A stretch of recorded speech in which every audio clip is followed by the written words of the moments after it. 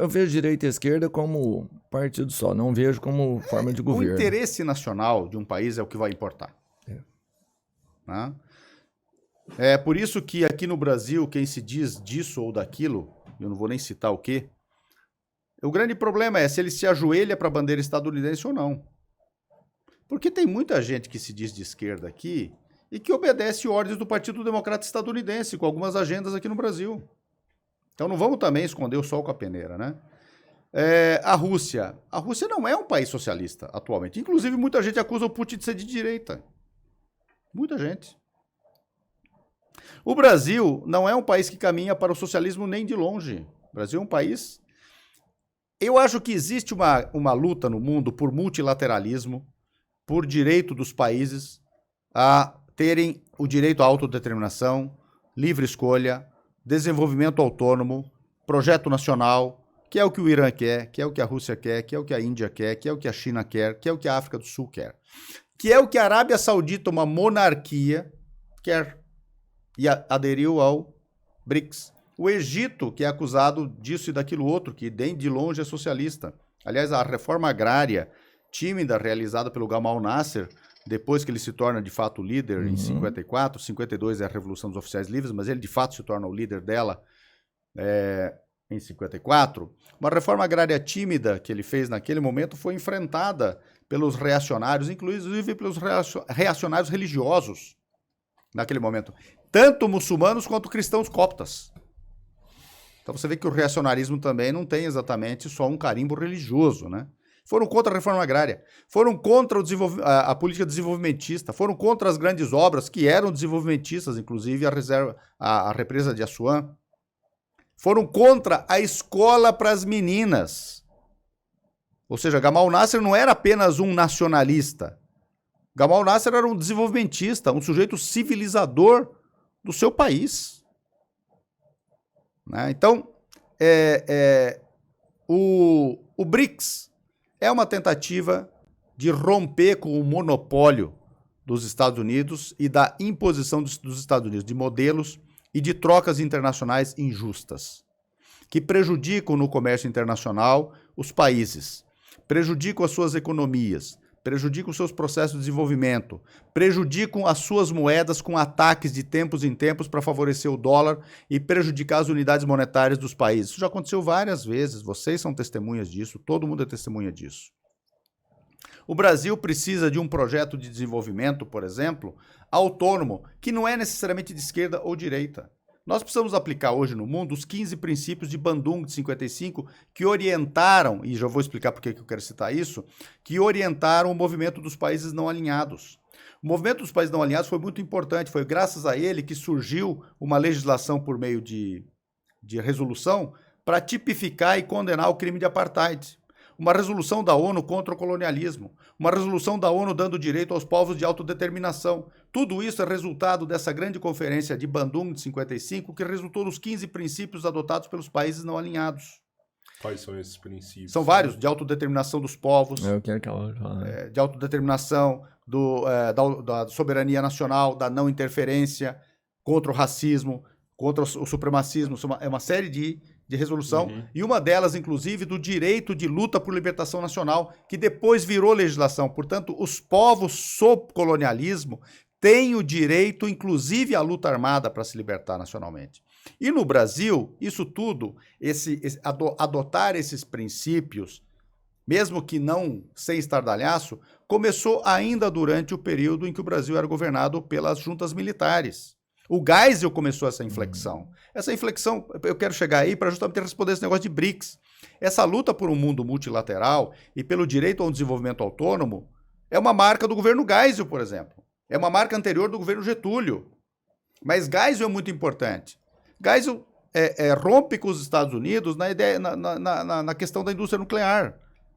Ele não aceita a Westinghouse porque os Estados Unidos não queriam dar ao Brasil a possibilidade de autonomia no projeto nuclear e de transferência de tecnologia. Por isso ele vai para o alemão.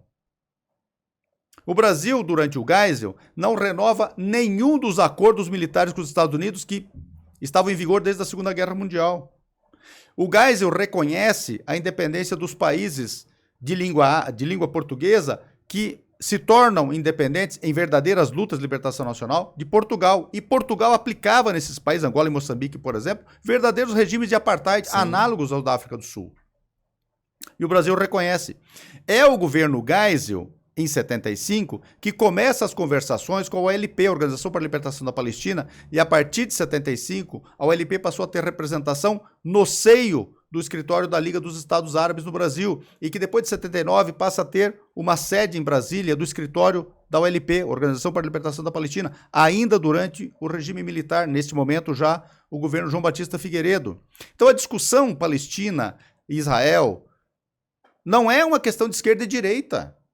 Foi o regime militar que deu essas guinadas civilizatórias para o Brasil no mundo e que trouxe e permitiu aos palestinos, a sua diáspora, ter representação aqui.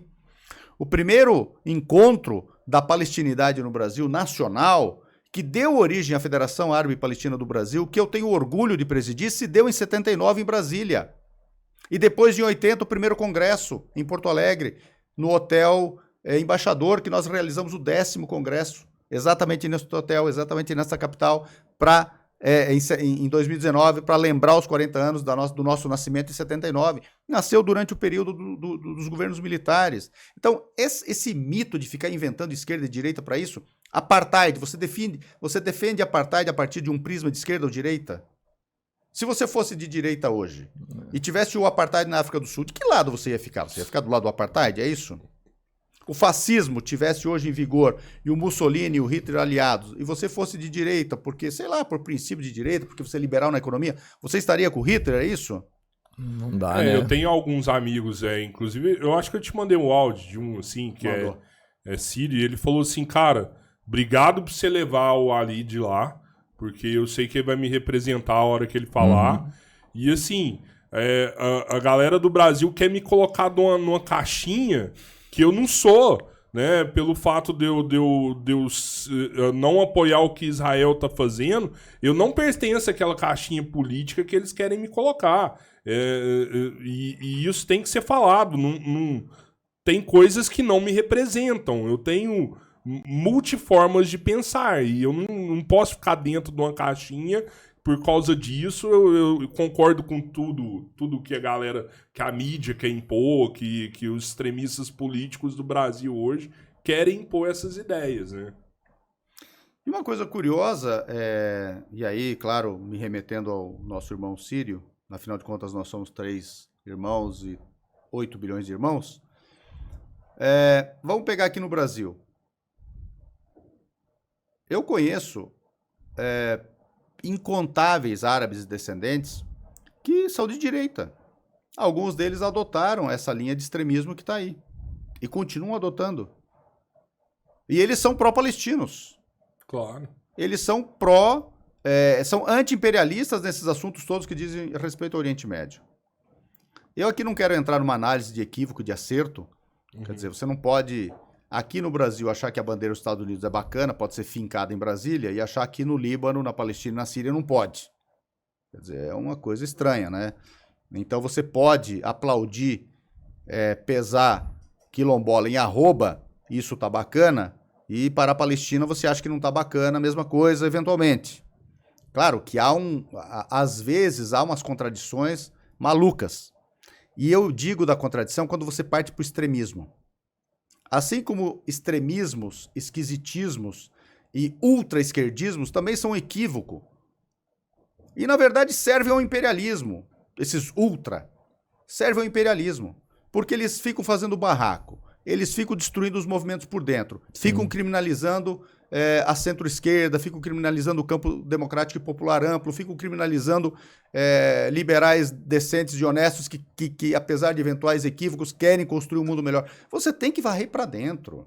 Você tem que falar com as multidões. Nós somos 8 bilhões de irmãos. Você tem que isolar os extremismos. Quem é o inimigo da raça humana? O cara que é fascista. E só.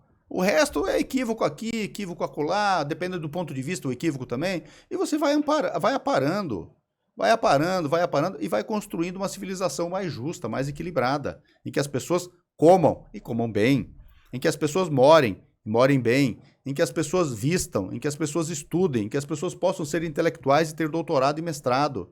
em que as pessoas possam viajar, em que as pessoas possam se divertir, que as pessoas possam ter uma vida segura, que sabe que vai se aposentar, em que tudo aquilo que ela contribuiu não vai ser assaltado, é o dinheiro da aposentadoria dela, em que ela tenha soberania nacional, em que ela não vai morrer na esquina levando um tiro de um bandido ou de um policial translocado.